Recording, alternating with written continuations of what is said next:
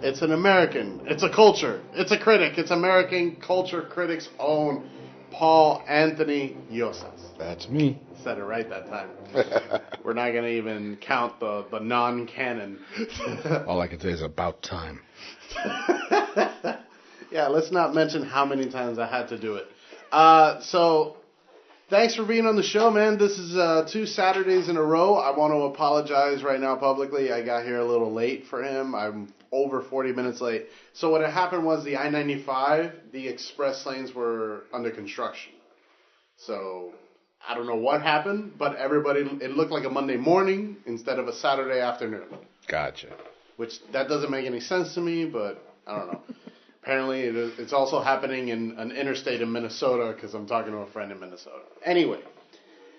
Very important, very important. I wanted to talk to you because I asked you beforehand about some topics that you wanted to cover. And apparently you wrote down there's a bunch of remakes that are getting announced. Oh, yeah. But these aren't just movie remakes, which we're used to because Hollywood, will beat a dead horse. But Alf? Yes. Facts of Life? Yes. All in the Family? Yes. Jeffersons? Yes. And arguably, like, the one that makes the most sense is Buffy. Mm-hmm. I don't understand All in the Family or Alf. I don't think that plays in this day and age. Well, All in the Family might. All in the Family might. Simply because of the current socio-political climate. But, yeah, but, with Ellen. I mean, let's face it, the basis of All in the Family... Hey, Dad. I don't think... I'm trying to talk here. I don't think an Archie would work in this day and age. Well... It might get canceled really quick, and then it'll get picked up by Fox. Exactly. But All in the Family had the advantage of having Carol O'Connor, who was able to take a character who was extremely closed-minded and bigoted and make him somewhat, if not relatable, then likable. So there would have to be some careful casting in that. But let's face it, our current political situation makes it a prime opportunity to have that revisited. I'm not saying it's particularly necessary, but... Right. Well... Because let's face it, it was conservative versus liberal on that show anyway. Yeah. And if we're going to go political, Alf about an illegal alien eating cats. I mean, I don't see how Alf would work. I never liked Alf, so maybe that's bias on my end. No, even when Alf was on first run when I was a kid, it didn't really call to me anyway. Not only that, I'm a cat guy, so a being that eat cats, that pisses me the hell off. Facts of Life, I think, makes sense, seeing as how, there's a lot of discovery about, children discovering their identity and all that stuff. That always plays. I feel that always plays. We're doing that now with Marvel, with Cloak and Dagger and Runaways. You have this identity that they're going through, that they're discovering. Right, but does it have to play using the conceit and cheat of an original brand name? No, but this is Hollywood. That's the saddest. That alone is the only argument I have for you, is that this is Hollywood, man. We've seen it before with Ghostbusters. We've seen it before with Clash of the Titans. Wrath of the Titans. Who thought a sequel to a remake was a good idea? I don't know. But conversely, on the flip side, you have Mission Impossible, which is, you can arguably say, has now outgrown its parent concept, or its parent television series. It has. I didn't know about Mission Impossible until the movie. And I thought the first movie was great. And then I would watch a couple of the old Mission Impossible episodes. But yeah, I would argue, I would agree with that argument that it has, especially now, considering the critical reception of the Mission Impossible films, the weakest one being, I think, 2 or 3, but each one after that, Rogue Nation, Ghost Protocol, and Fallout, has been like very well received, very well done. Have you seen Fallout yet? I haven't seen Fallout yet, but as far as anything post 3, it seems like a whole different series of films from the first 3. The Buffy, from my understanding, it's gonna have a person of color as Buffy, or I don't know if I fully am okay with that. I'd be fine with returning to the universe, but my understanding is that it's Buffy the Next Generation. Oh, okay. It's not going to be Buffy Summers as a person of color. It's going to be who takes over from Buffy Summers. Okay, who takes over at the Hellmouth or whatever. But then who's the Picard to the Kirk? Exactly. But they've been so vague about the details. There's really nothing to go on, other than the fact that they say, oh, well, it's not going to be the same thing. All right. I'm personally fine with that. I think Josh is better for television than he is for film. This is me just talking, again, giving a chance to talk crap about Age of Ultron. I really didn't like Age of Ultron. I kind of liked it. I gave it a very positive review. It wasn't a great review, but it was a positive review. I personally don't think Ultron was a particularly great villain. No, I'll agree with you on that one. Simply because of the... Just the quips, man. Yeah, he was way too human for... I personally... And really, not even one less than zero comment or callback or something between... Spader and Dan. Yeah. Come on, primo opportunity missed there. I mean, no Sherlock on the next Avengers. I understand. No, it was out of play. It was out of place in that. They could have just said no shit Sherlock, and both of them looked. Not for the tone of that film. No. Not for the tone of that film. If they're gonna do it, they're gonna save it for the last one. Which might be the last one for Downey and Evans, and most of the original Avengers. Right. So you had asked here just simply, what does it do for creativity with all these remakes? Yeah, that's my question. There is no original idea. Let's just put that out there before anybody else makes that argument. Yeah, we know, but it's spins.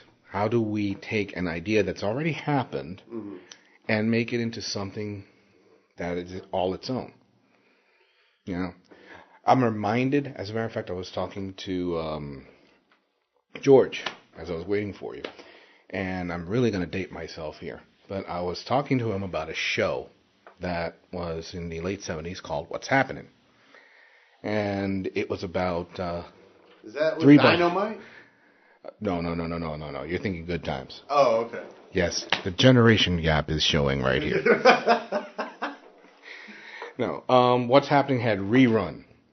Big guy who could kick it on the dance floor.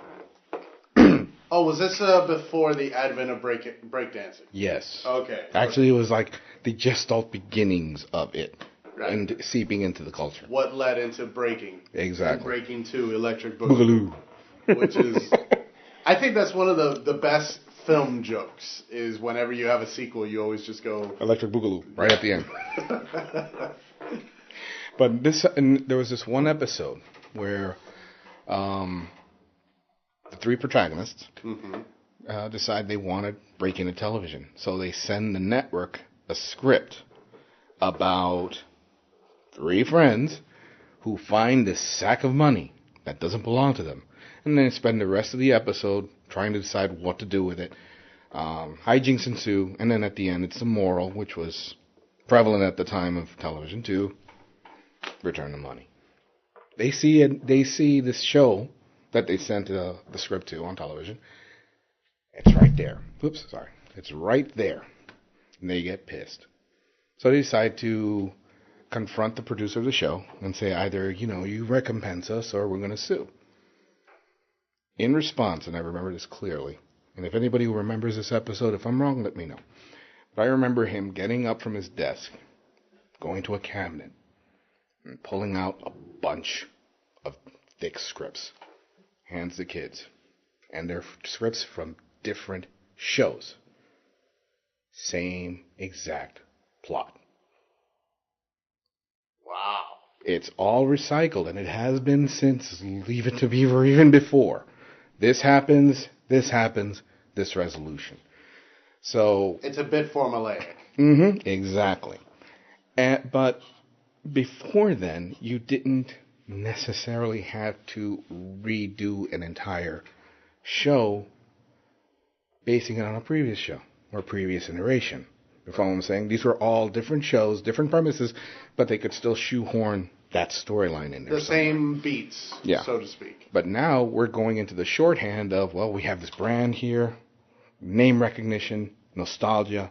Let's go ahead and redo it and give it a spin. It's got its positives and it's got its negatives.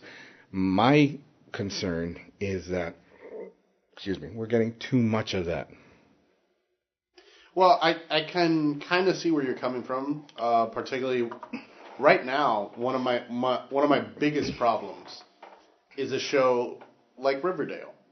Okay. A lot of people are liking Riverdale, but I particularly was a little put off by it because it's a dark and gritty Archie comic. Mm-hmm.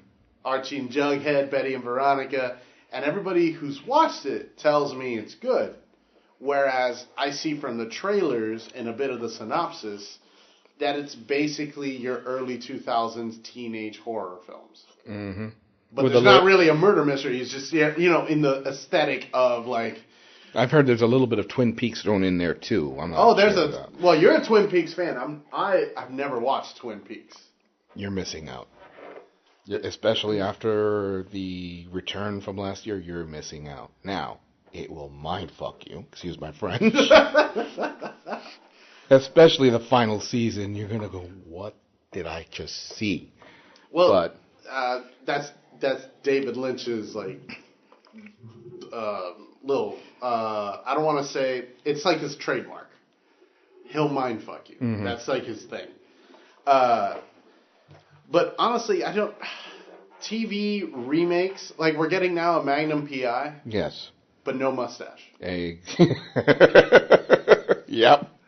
That's probably my biggest problem, is that he's got the car. He needs to have the stash. I need the stash.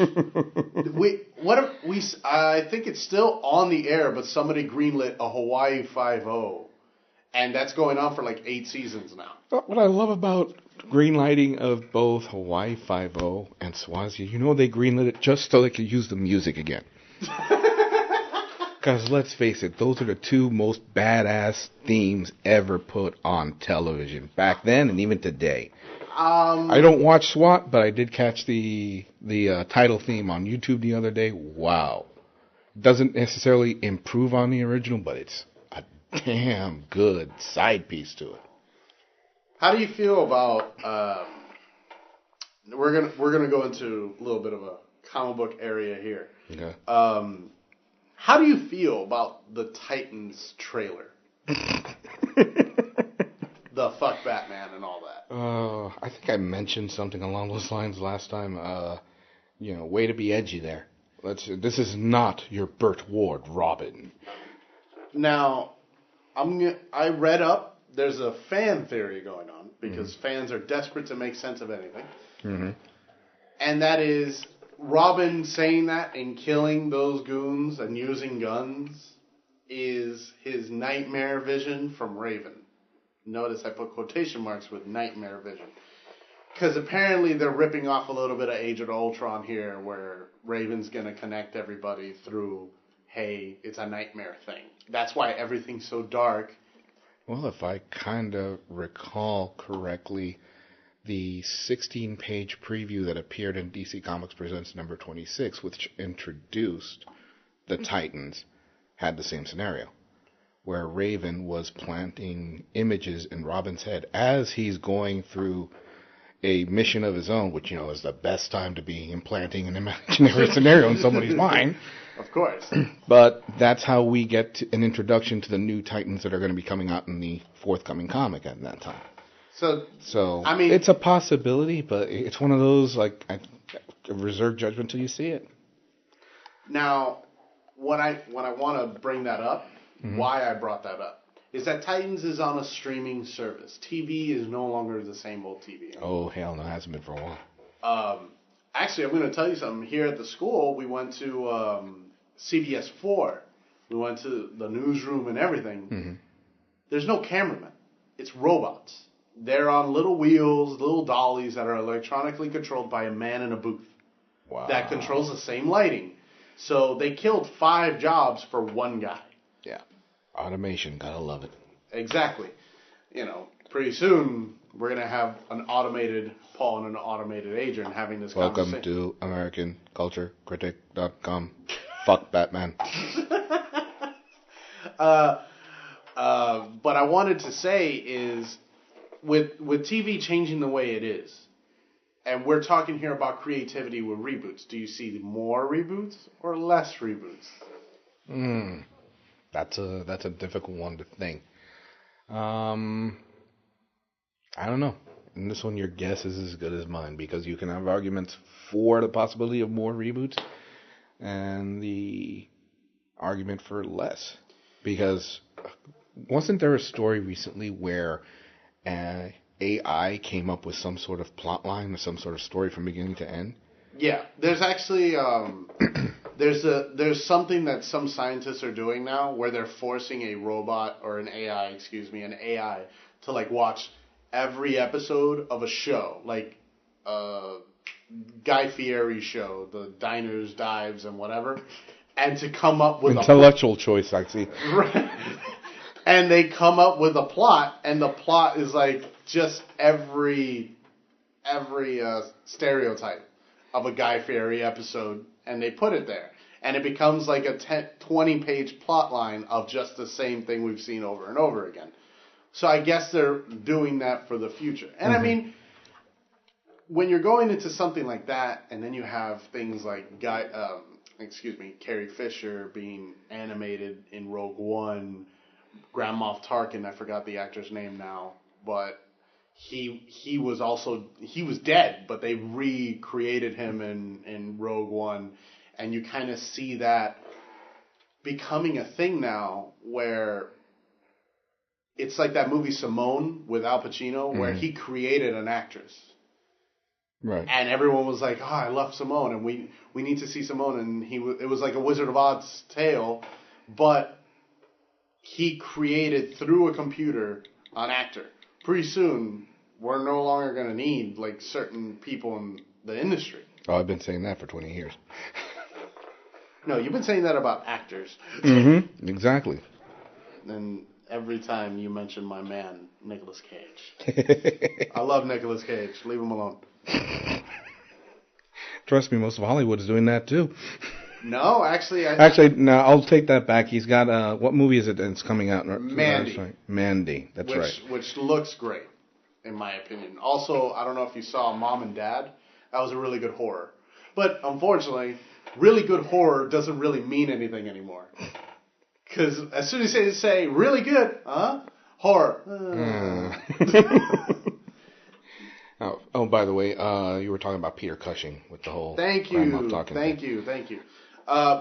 But, yeah, and then this opens up opportunities for avenues for in creativity where it's probably going to be like a cesspool. Like, every idea is going to be a bad idea. Like, we may have a Home Improvement in 30 years with a reconstructed Tim Allen. Well, you can't get enough Tim Allen according to Fox at this point.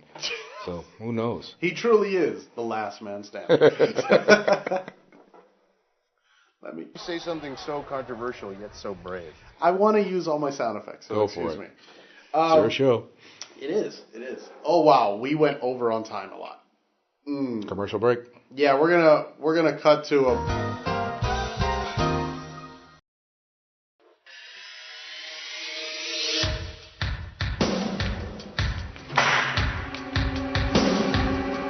My name is Adrian Michaels.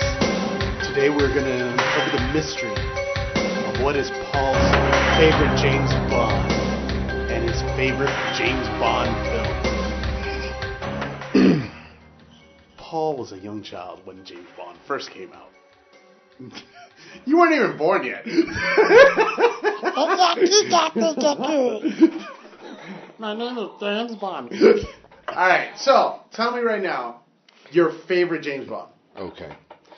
I would have to say, excluding Connery, because Connery is basically the pinnacle and the quintessential Bond. He's the quintessential Bond, so that's going to be the default answer.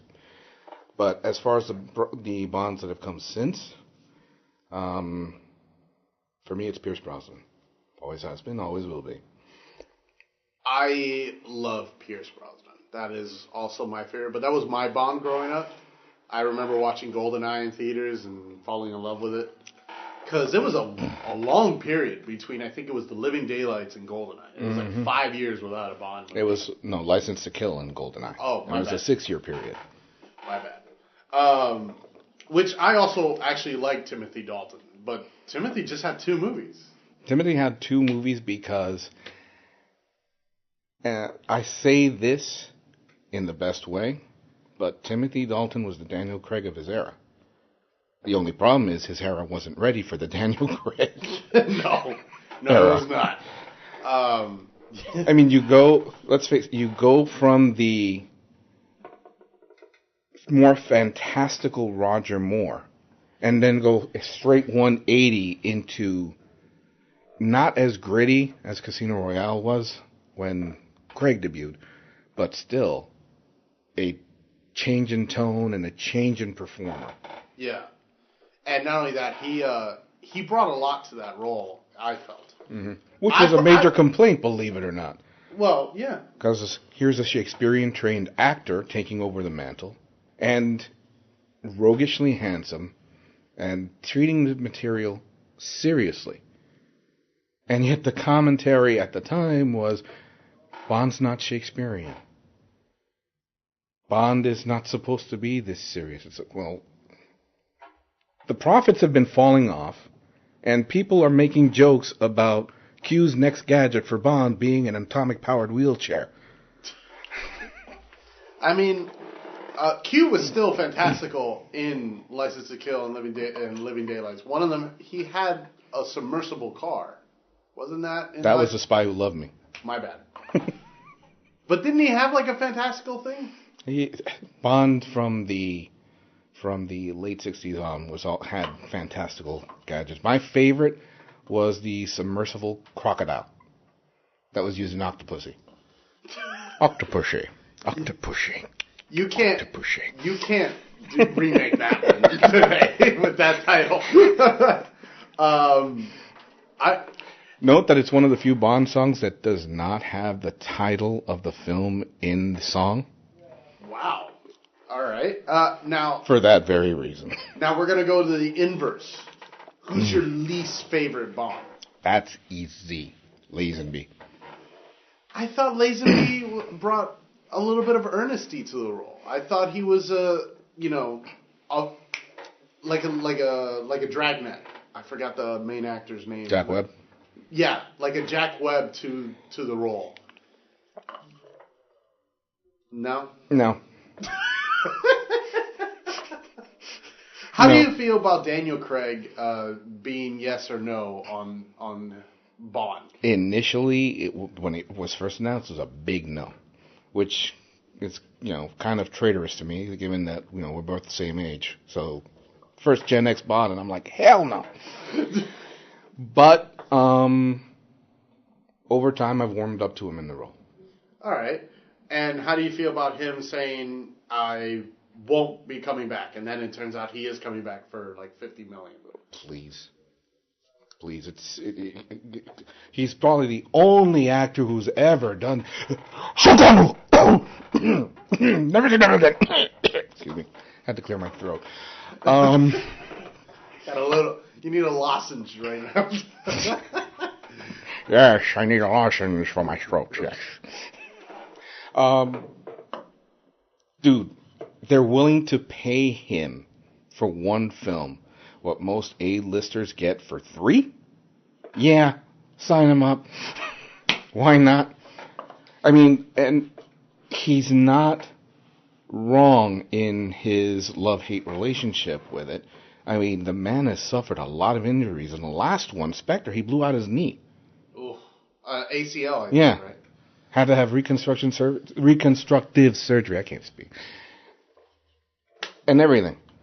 How do you feel about Spectre? I honestly liked... Craig's films are like Star Trek.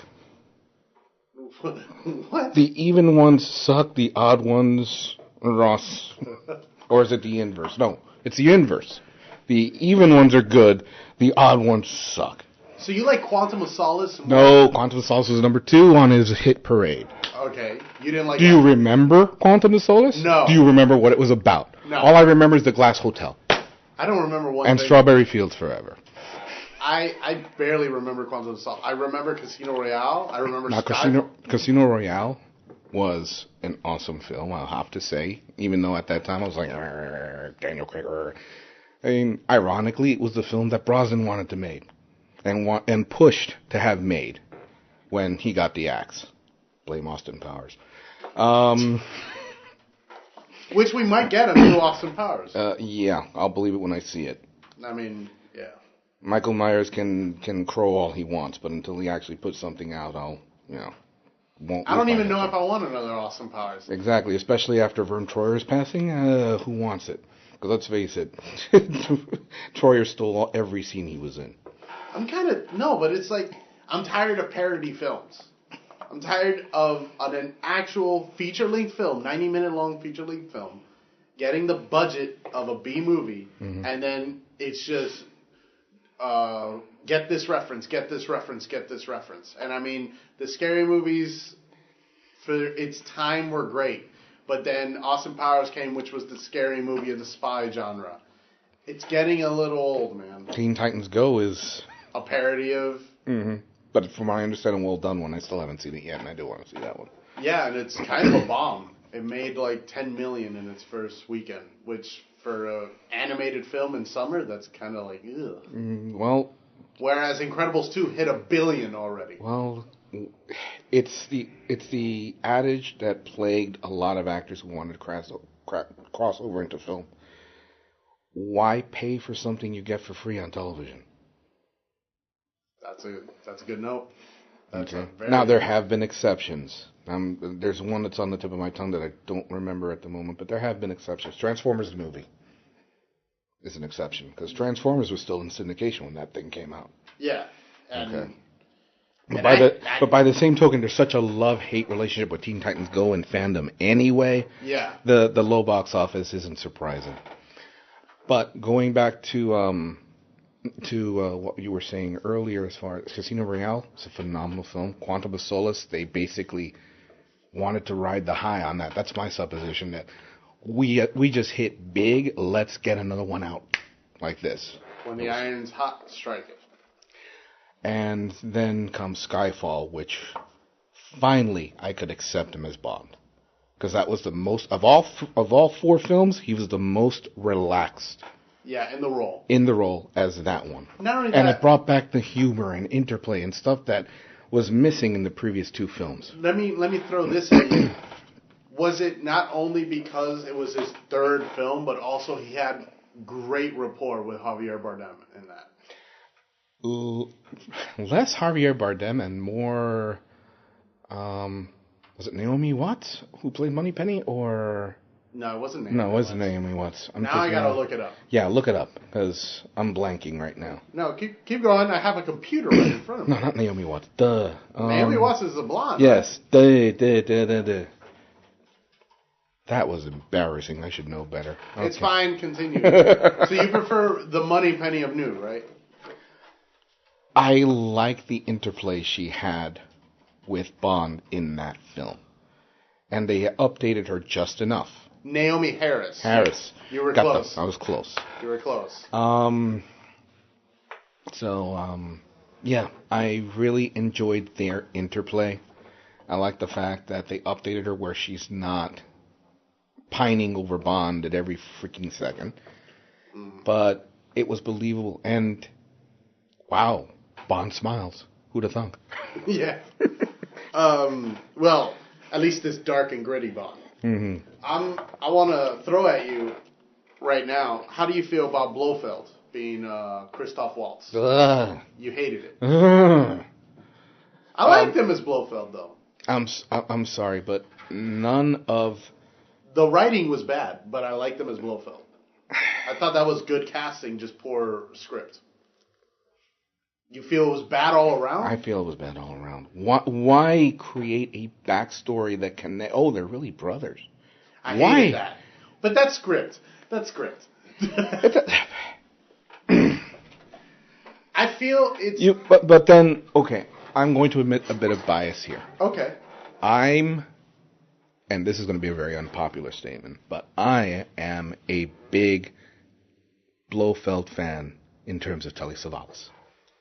Ah, okay. Okay.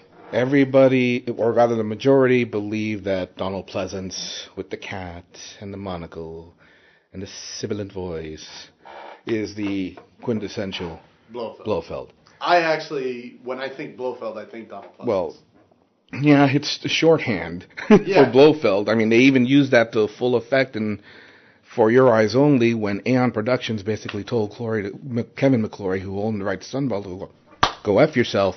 We're getting rid of Blofeld. We don't need you. Okay. That's what that whole opening sequence in that film was about. But Blofeld never seemed to be an adversary equal to Bond. And for me, for Blofeld to be that big, he's got to be Lex to Bond's Clark. Okay? He's got to be the Joker to the Bat.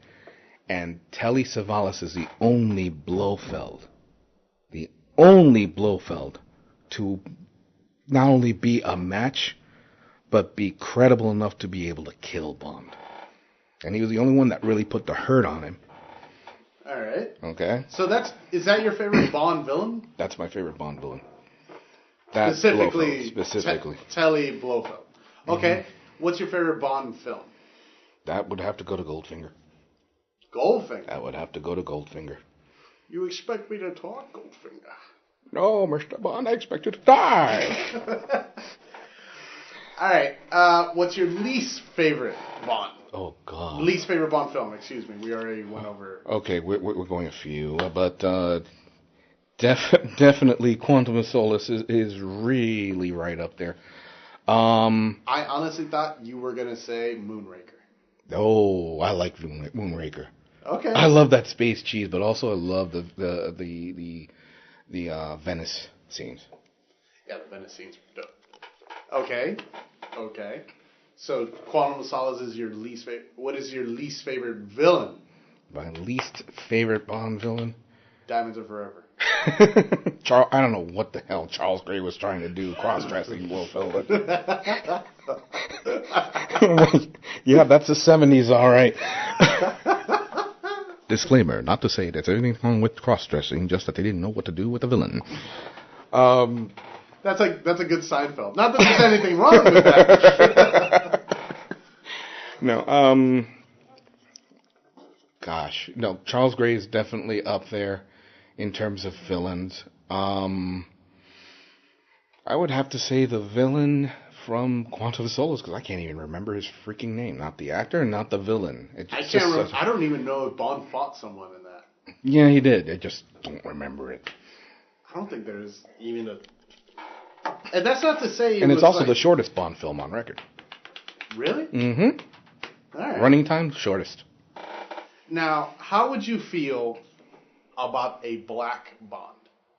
Because there's a lot of people, there's a minority on the internet that want Bond to be Idris Elba. Yeah. I'm kind of surprised you heard about it. I mean, it's a very vocal minority, but it's a minority nonetheless. Well, okay. To support a minority.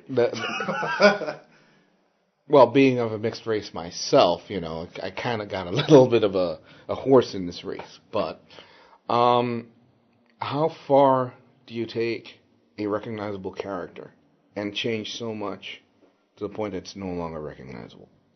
Now, I'm not saying that casting of Idris Elba would make James Bond completely unrecognizable, but it's a hard one to answer. It is. I think it's more acceptable now because we're talking about a film franchise that spans, 40 years? More than 40 years. So we're so far removed from the actual roots of the character, the Cold War era, the fact that quite likely someone of a black persuasion would not be a 007 or 00, period, or even be accepted as such in the media.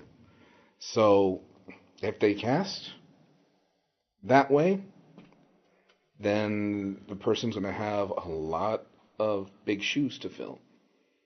But if he's capable, I really don't see...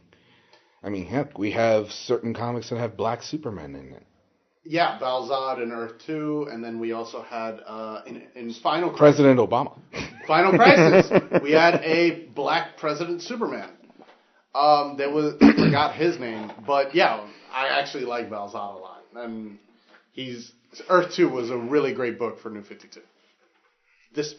Yes, what I just said is super rare. It almost killed Paul right now. A New 52 book that's also good? No, not in my watch.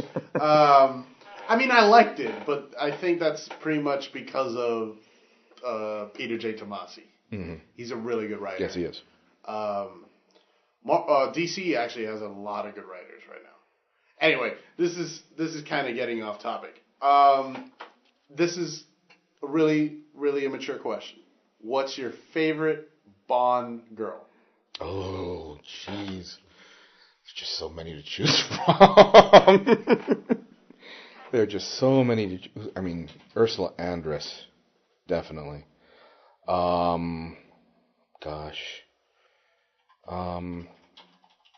Actually, Famke Janssen.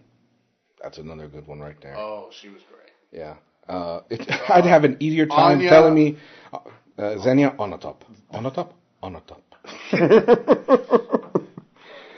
Man, GoldenEye was so good. Yes, it was.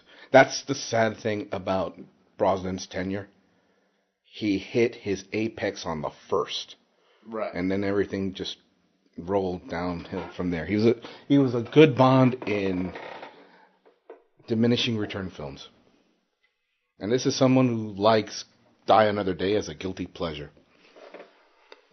Yes, Die Another Day is a guilty pleasure. I think World Is Not Enough is a better one. Is a better movie than it was until the climax. I agree with you. Okay, so when we were talking about casting for Bond, I had to look it up. Jodie Whittaker is the first ever female doctor for Doctor Who. Mm-hmm. I kind of want to see, a female Bond. I'd be okay with it. And we have our first ever Bond dude, which would have to be Henry Cavill. I honestly kind of... Who has put his hand in the ring as a Bond? As a possible Bond candidate. He's mentioned a couple of times. Watch Man from U.N.C.L.E. and there you have... Bingo. That's the audition for Bond. Yes. And that is a very underrated film. That is one of the better films that came out when it did. Thank you. It suffered from its release schedule, but it deserved to make more money. Oh, it was damn fun. It was a damn good movie. It was fun, and the chemistry between Superman and the could-have-been Batman was... Because Armie Hammer was Batman. He even had a costume fitting for that aborted Justice League. 2007 Justice League Mortals. Bingo. Their chemistry is... I won't say it's off the charts, but it's fun. It's believable. And it makes their entire arc from frenemy to comrades, no pun intended, work. And it deserved to be a series of its own. There's so many good bits and so many good character interactions and the soundtrack to it. Yeah, it was so good. And it was also wonderfully shot. I don't know who the DP was, But Guy Ritchie picked a really good DP that day. And I like the fact that Guy Ritchie did not transplant it into modern times like Mission Impossible had, but in order to separate it from Bond and from Mission Impossible and whatever else was going to be coming out on the spy, having it set in the era that it was initially created for. It's pretty ballsy. Mm-hmm. We're a little over time, so we'll... You kidding?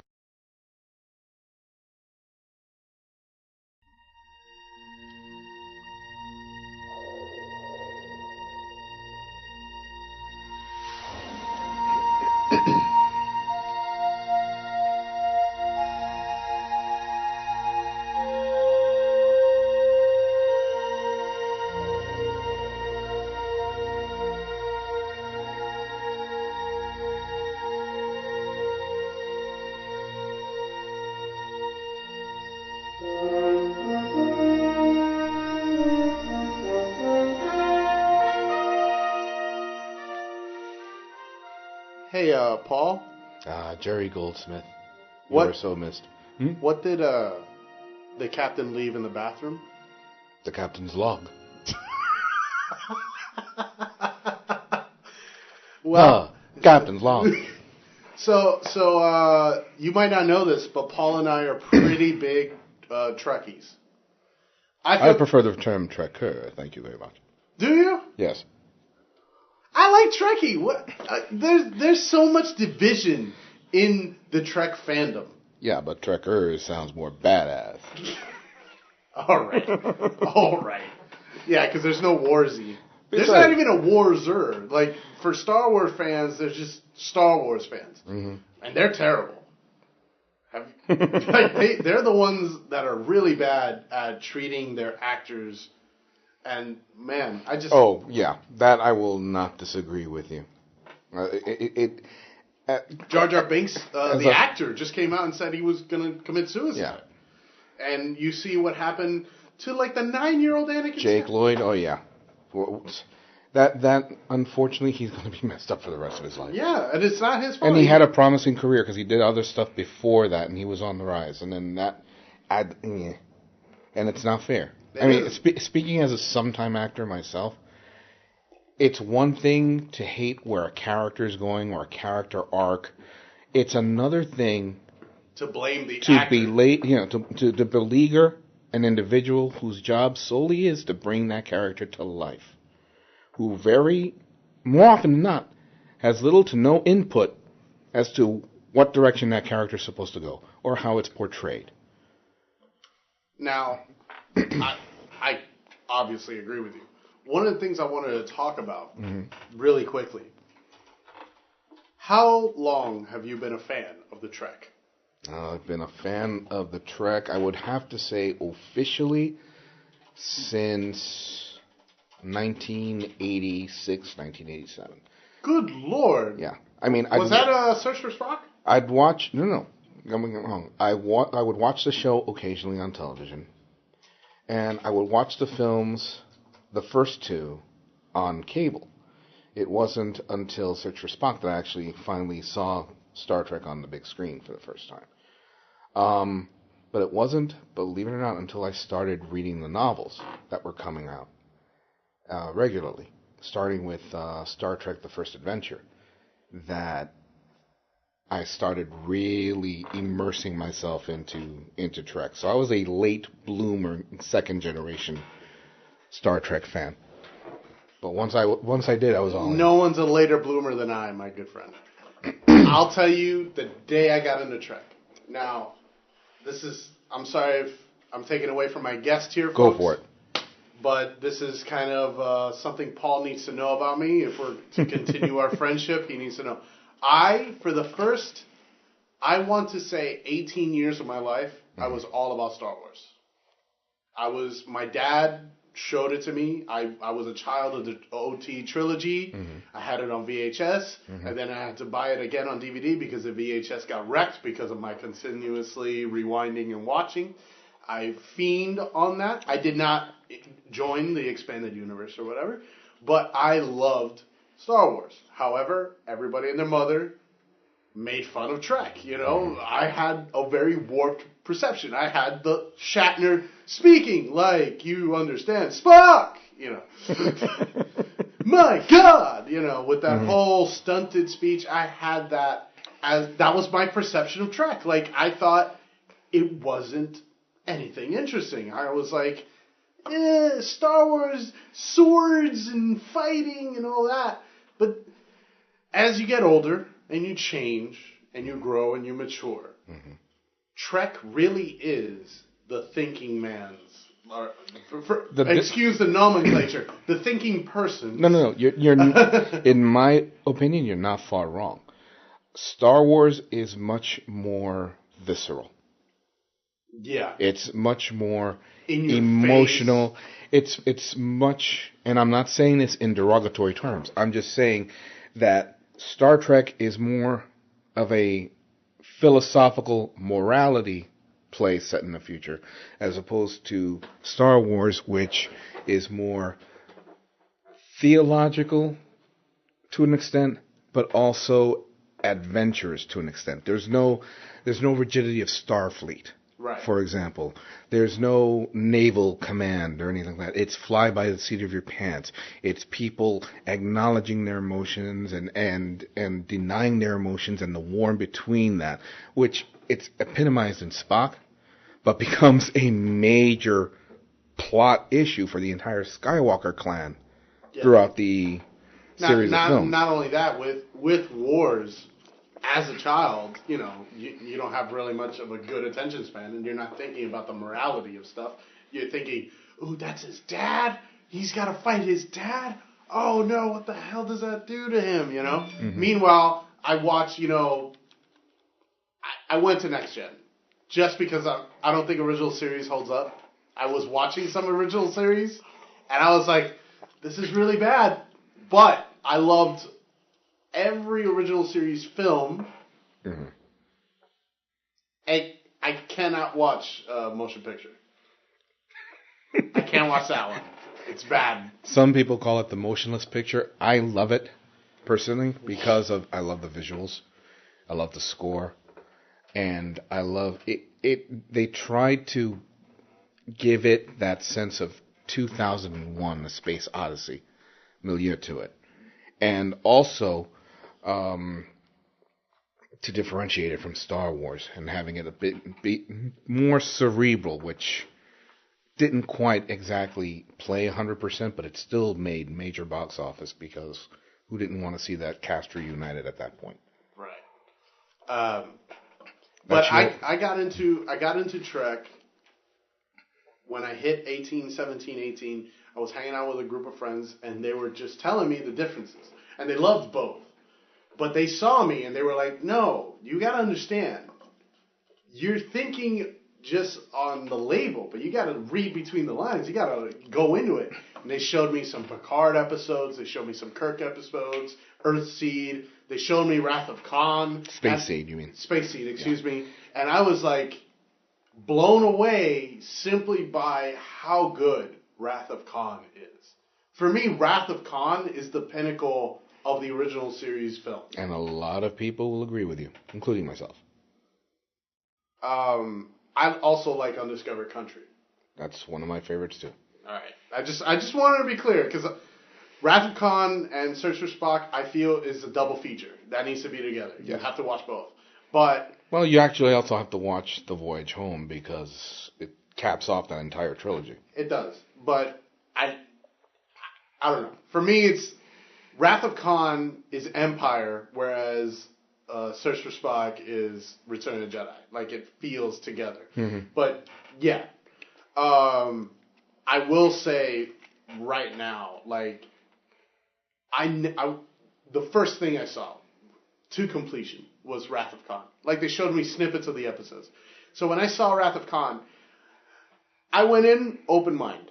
At the end of the film, I cried. I bawled my eyes out with that Spock and Shatner, Kirk's speech, where, you know, of all my travels, his was the most human. Like, just that broke me down. And I used to hate Trek. And if Wrath of Khan could do that to me, maybe the world could respect a little more Trek if we all watch Wrath of Khan once in a while. And then when I saw '09 Trek, I loved it. Into Darkness, not so much. Yeah. I knew what it was going for, especially with the reversal. I think that was one of the few films I absolutely skewered, despite the fact that I actually did like it. But it was one of those rare films where I like it when I'm watching it, then I walk out of the theater and I'm like, that film just insulted my intelligence. And I mean, the casting was pretty good for Khan, I feel. It's no Ricardo Montalban, but I like Benedict Cumberbatch. Okay, if we're going to go with the argument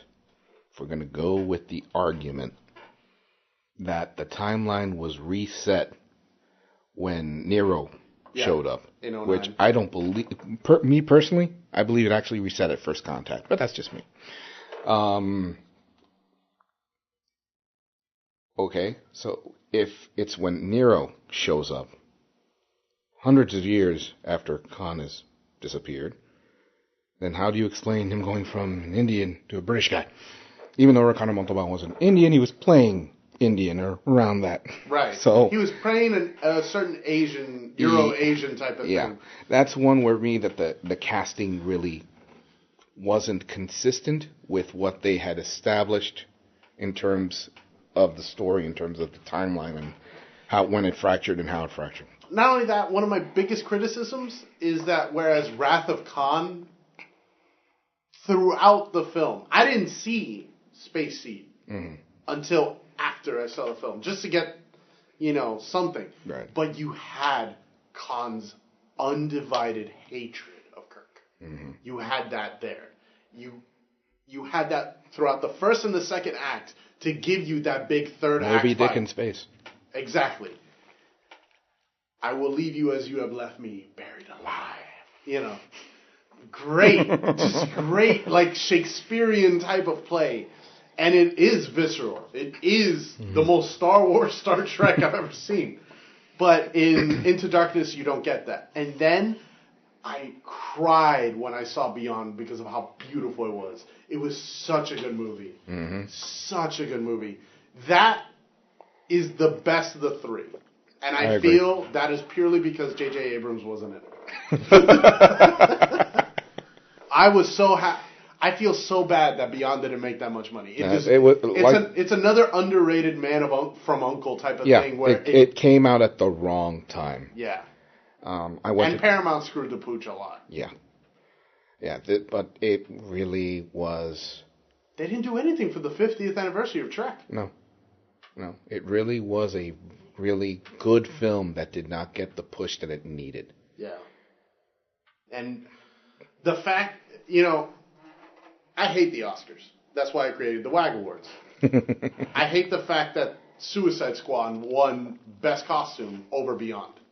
That still annoys me to this day. Anyway, I could go on that for hours, but we're going to talk more Trek. I wanted to ask you, simply put, did you watch Discovery? Yes, I did. Did you like it? Yes and no. Okay. Did you see the trailer for the new season? Yes, I did. Are you interested more? Well, because I like how Pike looks. But no, it is not our Enterprise. Well, here's the thing. I'm reminded of one sequence from Star Trek 3. My friends, the Excelsior, ready for its trial run. They say she's supposed to have transwarp drive. Aye, and if my grandmother had wheels, she'd be a wagon. Now, Mr. Scott, young minds, fresh ideas, be tolerant. I have to have that attitude when watching Discovery. Young minds, fresh ideas, be tolerant. It's... The visuals don't say Prime Universe.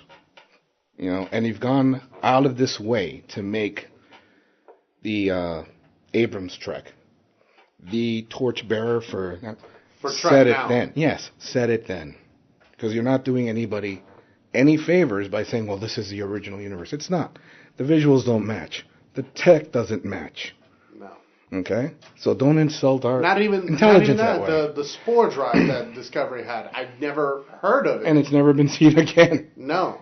So because So this Obviously. this has to be one of those things where it leads into a like the Discovery Spore Drive has to lead it into a different universe altogether or something like that. Some wacky thing. I don't know how to resolve it, but there'd be a lot more goodwill towards the show if they just said this is somehow set within that universe, or it's its own universe, and we're just gonna play with the toys. Here's the thing. I'm watching it purely as a nubile Trek, but also as a guy who I feel, it's his own canon. That makes me enjoy it that much more. And that's the way I see it. It's its own thing. Don't connect it. I'm not going to connect it. However, one of my friends, who you know, James, right? He and I have a huge argument because I love Discovery, but I love Orville as well. He hates Orville and he loves Discovery, and I feel Orville is kind of Trek. Orville is kind of Trek the same way Galaxy Quest is kind of Trek. Galaxy Quest is a damn good movie. Galaxy Quest did shows you hear up. They're making that as a show? Yes, I did. I don't want it as a show. Neither do I. I want it dead. It did its movie. I don't want it, but you know what? I'm still going to watch it. Well, I'll watch the first episode to see if it hooks me. The thing about Galaxy Quest is that it constantly appears on the best Trek movies list, even though it's not a Trek movie. And it's above things like Star Trek V and Nemesis and Insurrection. I like Nemesis! Picard clone notwithstanding. I actually enjoy Nemesis, despite the fact that it's obviously derivative of Trek 2. Yeah. In a lot of ways. It's a greatest hits. Practically. Look, listen to the score by Jerry Goldsmith, and even Jerry Goldsmith's like, I got nothing. Okay, but getting back to the Orville. Here's the thing. Do you feel it belongs with Trek Conversations? We have already where Jonathan Frakes has directed a couple episodes. And Marina Sirtis is going to be appearing on another one. Yeah. I showed that to somebody who hates Discovery, and she loves Next Gen. That's her show. And she's like, oh, this fake Trek is already the best Trek on TV. Well, say what you will about Seth MacFarlane. His parodying is different from most others. Because where people take it with snark, he does it with affection. And it's very subtle. It's a place from love. Yes. And not only that, he can make it funny, he can make fun of it, but that's because he knows it so well and he loves it. He loves and it shows. Yeah. I also feel along the lines that Orville has a lot of Next Gen, Deep Space Nine moral quandaries. Particularly the third episode, I think it was, with the same-sex planet that it's all men, and then they birth a woman, and they're like, oh, what do we do? What do we do with it? Yeah, and then, our greatest philosopher is a woman, and it's like, oh. In other words, teenagers coming of age. Exactly. But that's what I like. Like, the entire time I'm watching Next Gen, every episode, what I love about it is that it's its own plot. It doesn't have a big bad, unless you're talking lore, but it doesn't have really a big bad or a reoccurring theme like most shows. It's basically 25 episodes a season, and it's 25 mini-movies set in this canon. And each one is wilder than the next. But they all have really good, deep questions that I don't know who's right or wrong. Like, that's a great thing. I'm watching Deep Space Nine. I haven't kept watching it because a friend of mine forced me to watch Chuck. But I'm going to go back to it. I'm fully in there. Now I'm going to ask you, really quick, your favorite captain. My favorite captain? Yeah. Okay, it's going to have to be a tie. Okay. It's going to be a tie because up until 93, Kirkman all the way. Okay. But now I'm really in a Sisko camp as well. So Sisko Kirk. Kirk and Sisko are right there. Kurt's got the edge, simply because I've known him longer. Right. But come on, how can you argue against a captain that punches a god and lives to tell about it? Picard never hit me. I'm not Picard. We're gonna end it here. Do you have any final thoughts on Trek? Do you want to say? Do you want to tell people, or anything in general? Just it's been a pleasure being on CanonFire and having you as a host, and I hope to continue being invited. Thank you very much for the opportunity. Next Saturday, we're going to have Jim in the house. So okay, cool. He's good enough. They took staples out of his knee, and he'll be back. Awesome. All right. We're going to end the show with... It never gets old, man. Never gets old. Thanks, Paul, for being on the show.